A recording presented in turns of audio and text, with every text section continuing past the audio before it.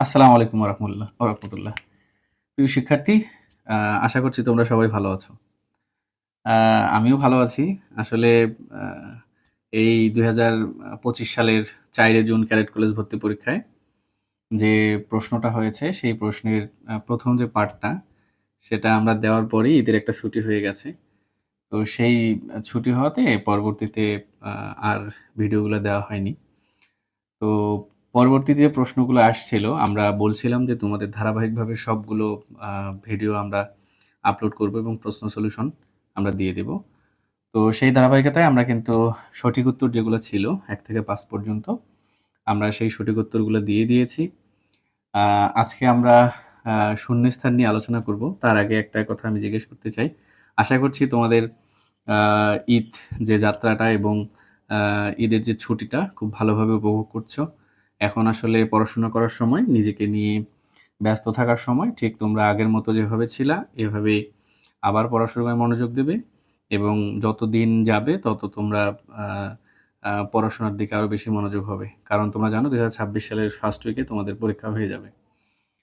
তো আমাদের যে জিনিসটা ছিল যে শূন্যস্থান।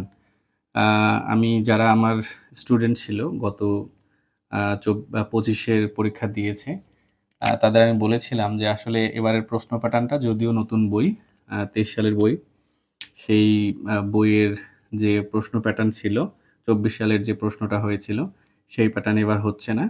এবার পূর্বের প্যাটার্ন যে আ গতানুগতিক যে প্রশ্নগুলা হয়েছিল, সেই প্রশ্নের প্যাটার্নেই কিন্তু এবার প্রশ্ন হয়েছিল। তার মানে সঠিক উত্তর ছিল, শূন্যস্থান ছিল, সত্য মিথ্যা ছিল, তারপরে বড় প্রশ্নগুলা ছিল। এভাবে সাধারণত পরীক্ষা হয়ে থাকে। তো আসলে অনেকেই বলে যে গণিত পরীক্ষা খুবই কঠিন হয়েছে। অ্যা আমি বারবারই ক্লাসরুমে তোমাদের একটা কথা বলেছিলাম যে আসলে গণিত পরীক্ষাটা সহজ হয়েছে এবং আমি তোমাদের যতগুলা পড়িয়েছিলাম আমার যারা স্টুডেন্ট আছো তারা তোমরা বলতে পারবা। এই প্রশ্নগুলা আমি বারবার তোমাদের পড়িয়েছিলাম। আমি প্রশ্ন দেখে যখন প্রশ্নটা হাতে পাই আমি তো অবাক হয়েছিলাম যে কিভাবে তারা বলে যে প্রশ্নটা কঠিন হয়েছে। আসলে প্রশ্নটা তখনই কঠিন হয়ে গিয়েছে যখন তোমরা জিকে এবং বাংলা একে অ্যান্সার করতে গিয়েছো। আসলে এবার প্রশ্নগুলো সহজ হয়েছে কিন্তু অনেকগুলা প্রশ্ন দিয়েছে। এই কারণেই যারা জিকে এবং বাংলা সলিউশনটা করেছো আগে তারা সময়টা নষ্ট করে ফেলেছো। এই কারণে গণিত সহজ থাকার পরেও তোমরা লিখতে পারো নাই। এই কারণে ঠিক এই কারণে কথাটা এভাবে আসছে যে গণিত প্রশ্নটা কঠিন হয়েছে। আসলে কেউ যদি গণিত এবং ইংরেজি ১ম এই ২০০ মার্কের মধ্যে ১ম এই কাভার করে ফেলে ১ ঘন্টা বা ১০-২০ মিনিটের মধ্যেই, তাহলে দেখা যায় যে খুব সুন্দর একটা তারা পরীক্ষা দিতে পারে। তো বিষয় সেটা না, যেটা গেছে তো গেছেই। আমি বারবার তোমাদেরকে একটা কথাই বলব যে তোমরা আগে ২০০ মার্কের মধ্যে এই আ গণিত এবং ইংরেজি এই ২ টা সাবজেক্ট আগেই তোমরা টাচ করবা। তো শূন্যস্থান ছিল ২০০০ ক্যাডেট ২০২৫ সালের ৪ জানুয়ারি যে ক্যাডেট পরীক্ষা হয়েছিল, সেখানে ২ নাম্বার যেটা ছিল সেটা হচ্ছে শূন্যস্থান। তো শূন্যস্থানের ১ম প্রশ্নটা এরকম ছিল যে যৌগিক রোমান সংখ্যা লেখার সময় এল, ভি এবং ডি তারপরে শূন্যস্থানের গ্যাপ করা যাবে না। এটা আমাদের ২০২৩ সালের যে নতুন সংস্করণটা এসেছিল, এই সংস্করণটা রোমান সংখ্যা লেখার যে ৬ টা নিয়ম ছিল, সেই ৬ টা নিয়মের মধ্যে এটা একটা নিয়ম। তোমরা নিশ্চয়ই জানো এবং তোমাদের আমি পড়িয়েছিলাম যে এল, ভি, ডি এগুলো কি করা যাবে না? তোমরা নিশ্চয়ই জানো, উত্তর করবা। বলো তো কি করা যাবে না? এটা পুনরাবৃত্তি করা যাবে না। তাহলে এটার উত্তর কি হবে? পুনরাবৃত্তি। পুনরাবৃত্তি করা যাবে না। নিঃসন্দেহে তোমরা এটা বলতে পারছো এবং অনেকেই এটা অ্যান্সার করতে পেরেছো এবং ৬ টা আমি তোমাদের বারবার খুব মনোযোগ সহকারে পড়তে বলেছিলাম এবং ৬ টা যে ওখানে নির্দেশ দেওয়া ছিল, যে ৬ টা রুলস ছিল সেই ৬ টা তোমাদের মুখস্থ করতে বলছিলাম আমি। তো যারা মুখস্থ করছো তারা তো পেয়েছো। তারপরে যেটা বলা হয়েছিল এবং রোমান সংখ্যা নিয়ে আমার একটা লেকচার আছে, তোমরা সেটাও দেখতে পারো। তো তারপরে যে প্রশ্নটা এসেছিল সেটা হচ্ছে স্বাভাবিক সংখ্যার সাথে শূন্যস্থান নিয়ে আমরা পাই অঋণাত্মক সংখ্যা। পূর্ণ সংখ্যার জগৎ নামে একটা অধ্যায় আছে, তোমরা নিঃসন্দেহে জানো। সেই পূর্ণ সংখ্যার জগতে আমি তোমাদেরকে সুন্দর করে এভাবে বলেছিলাম যে এই যে শূন্য, তারপরে হচ্ছে এই দিকে হবে একটা সংখ্যা রেখা আট করেছিলাম ১, ২, এপাশে চলতে থাকবে, এপাশে -১, এপাশে -২।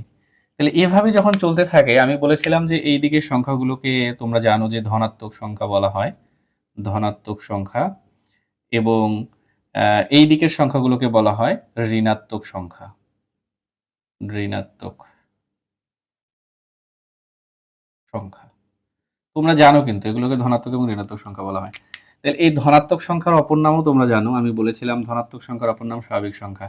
তো আমি তোমাদের সুন্দর করে বোর্ডে আর্ট করে দেখাইছিলাম যে আমি 1 থেকে অসীম পর্যন্ত গেলাম এবং -1 থেকেও অসীম পর্যন্ত গেলাম। এই যে অসীম পর্যন্ত গেলাম, এগুলোকে আমরা সুন্দরভাবে নামকরণ করতে পারি। তাহলে এটা আমরা ধনাত্মক সংখ্যা বলতে পারি, এটা ঋণাত্মক সংখ্যা বলতে পারি, এবং ইংরেজিতে পজিটিভ নাম্বার এবং নেগেটিভ নাম্বার বলি। কিন্তু শূন্যের যে একটা অবস্থান আছে, শূন্য কিন্তু ধনাত্মকও না ঋণাত্মকও না, তোমরা জানো। তাহলে শূন্যের যে একটা অবস্থান আছে, একে তাহলে কোন ভাগে ভাগ করা যাবে, একে তাহলে কার দিকে নিয়ে যাওয়া যাবে? তো ম্যাথমেটিশিয়ানরা চিন্তা করলো যে না, একেও একটা আমরা জায়গায় অবস্থান দিব। তো তারা করলো কি, তারা বললো যে শূন্য থেকে যে এইদিকে ডান দিকের সংখ্যাগুলো আছে, এই সংখ্যাগুলোকে তারা বলে দিল যে শূন্য সহ সকল ধনাত্মক সংখ্যাকে অঋণাত্মক সংখ্যা বলা হয়। তাহলে ধনাত্মক, ঋণাত্মক এবং অঋণাত্মক। তাহলে শূন্য সহ সকল সংখ্যাকে কি বলা হয়? অঋণাত্মক সংখ্যা। তাহলে এখানে কি হবে? স্বাভাবিক সংখ্যার সাথে, এটা স্বাভাবিক সংখ্যা, 1 থেকে অসীম পর্যন্ত সংখ্যাগুলোকে স্বাভাবিক সংখ্যা বলা হয়, 1 2 3 4 5 6 7 ডট ডট ডট, এই সংখ্যাগুলোকে স্বাভাবিক সংখ্যা বলছি। এবং স্বাভাবিক সংখ্যার সাথে শূন্য নিয়ে কোন সংখ্যাগুলো আমরা পাই? নিঃসন্দেহে অঋণাত্মক সংখ্যা। তাহলে এখানে অ্যান্সারটা কি হবে? শূন্য। কি হবে? শূন্য। তাহলে স্বাভাবিক সংখ্যার সাথে শূন্য নিয়ে আমরা অঋণাত্মক সংখ্যা পাই। এটা কি একটা কঠিন ছিল, তোমাদেরকে আমি বারবার পড়িয়েছিলাম এটা। তারপর 3 নম্বর প্রশ্নটা এসেছে এভাবে, দেখো, একটি সংখ্যার সবগুলো মৌলিক উৎপাদক যদি অন্য একটি সংখ্যার মধ্যে থাকে, তাহলে প্রথম সংখ্যা দ্বিতীয় সংখ্যার ড্যাশ কি? কি হবে? এটা একটু চিন্তার একটা প্রশ্ন দিয়েছে তারা। একটি সংখ্যার সবগুলো মৌলিক উৎপাদক যদি অন্য একটি সংখ্যার মধ্যে থাকে, তাহলে প্রথম সংখ্যা দ্বিতীয় সংখ্যার। যেমন আমি তোমাদেরকে যদি বলি একটা উদাহরণ দিয়ে, 8, 8 এর মৌলিক উৎপাদকগুলো কি কি? একটি সংখ্যার সবগুলো মৌলিক উৎপাদক, তাহলে 8 এর মৌলিক উৎপাদকগুলো কি কি বের করার নিয়ম আমি শিখেছিলাম। তাহলে 8 2 4 2 2, তাহলে 8 এর কি কি? 2 2 2, এটা হচ্ছে 8 এর মৌলিক উৎপাদক। এখন তোমাকে যদি বলি যে 10 এর মৌলিক উৎপাদক কোনগুলা? 10, তাহলে 10 এর মৌলিক উৎপাদক, তাহলে 2 5, তাহলে 10 এর মৌলিক উৎপাদক দুইটা, 2 আর কত? 5। আমরা কিন্তু ইউক্লিডীয় প্রক্রিয়ায় এটা করলাম, দেখাইলাম যে 8 এর মৌলিক উৎপাদক আছে 3টা এবং 10 এর মৌলিক উৎপাদক আছে 2টা। এখন লক্ষ্য করো, একটি সংখ্যার সবগুলো মৌলিক উৎপাদক যদি অন্য একটি সংখ্যার মধ্যে থাকে, কিন্তু আমি যে এখানে 8 নিলাম আর 10 নিলাম, তাহলে 2 5 কি এখানে আছে? না, তাহলে এটা কিন্তু নয়। তাহলে একটি সংখ্যার, বলছে যে একটি সংখ্যার সবগুলো মৌলিক উৎপাদক যদি অন্য একটি সংখ্যার মধ্যে থাকে, তাহলে প্রথম সংখ্যা দ্বিতীয় সংখ্যার কি হবে? প্রশ্ন কি হবে? তাহলে এখন 16 যদি নেই, তাহলে 10 কিন্তু হচ্ছে না, 10 কিন্তু প্রথম সংখ্যা দ্বিতীয় সংখ্যার 10 এর এটা কিন্তু হচ্ছে না। তাহলে আমরা আরো একটা নেই, যেমন 16 নিব। 16 তে দেখি কি হয়। 2, তারপরে হচ্ছে 4, তারপরে হচ্ছে 2, তারপর 2। তাহলে এখানে 16 কে ভাঙলে মৌলিক উৎপাদকগুলো পাচ্ছি 2 2 2 এবং 2। তাহলে দেখো, তাহলে এখানে কয়টা 2 আছে? লক্ষ্য করো, এখানে 2 আছে 3টা, এখানে 2 আছে কয়টা? 4টা। তাহলে মানে এই যে 8 এর যতগুলো মৌলিক উৎপাদক আছে, সেখানে কিন্তু 16 র সবগুলা মৌলিক উৎপাদক আছে। তাহলে এখন নিঃসন্দেহে তোমরা কি বলবা? এটার অ্যান্সারে কি বলবো? যে একটি সংখ্যার সবগুলো মৌলিক উৎপাদক, তাহলে 8 এর সকল মৌলিক উৎপাদক 16 তে আছে। উৎপাদক যদি অন্য একটি সংখ্যার মধ্যে থাকে, তাহলে প্রথম সংখ্যা দ্বিতীয় সংখ্যার কি বলা যাবে? কি বলতে পারি আমরা? এটার অ্যান্সার হবে ভাজক। ভাজক। তাহলে ভাজকের অপর নাম কি? তোমরা জানো, উৎপাদক। উৎপাদকের অপর নাম কি বলো? গসাগু। কথা কি বুঝতে পেরেছ? তাহলে একটি সংখ্যার সবগুলো মৌলিক উৎপাদক যদি অন্য একটি সংখ্যার মধ্যে থাকে, তাহলে প্রথম সংখ্যা দ্বিতীয় সংখ্যার ভাজক, মানে উৎপাদক, মানে গসাগু। নিঃসন্দেহে তোমরা বুঝতে পেরেছো। একটু চিন্তা করলে, একটু যদি তোমরা এই জিনিসটা একটু চিন্তা করো মনে মনে, তাহলে কিন্তু তোমরা বের করতে পারো। এবং আমি অনেকবার বলেছিলাম এগুলা। তারপর 4 নাম্বার যে প্রশ্নটা আমাদের করা হয়েছে, ত্রিভুজের শীর্ষবিন্দু থেকে বিপরীত বাহুর মধ্যবিন্দুর সংযোগ রেখাই ত্রিভুজের। দুইটা প্রশ্ন হয়, উচ্চতা এবং মধ্যমা। আমি বারবার কেন জানি ইফোর্ট দিয়ে তোমাদেরকে বলেছিলাম যে আসলে ত্রিভুজ যে আমাদের দ্বিমাত্রিক বস্তুর জগৎ আছে, দ্বিমাত্রিক বস্তুর জগতে কিন্তু আমি বারবার তোমাদের পড়িয়েছিলাম যে ত্রিভুজের উচ্চতার সংজ্ঞা সম্পূর্ণ আলাদা এবং মধ্যমার সংজ্ঞা সম্পূর্ণরূপে আলাদা।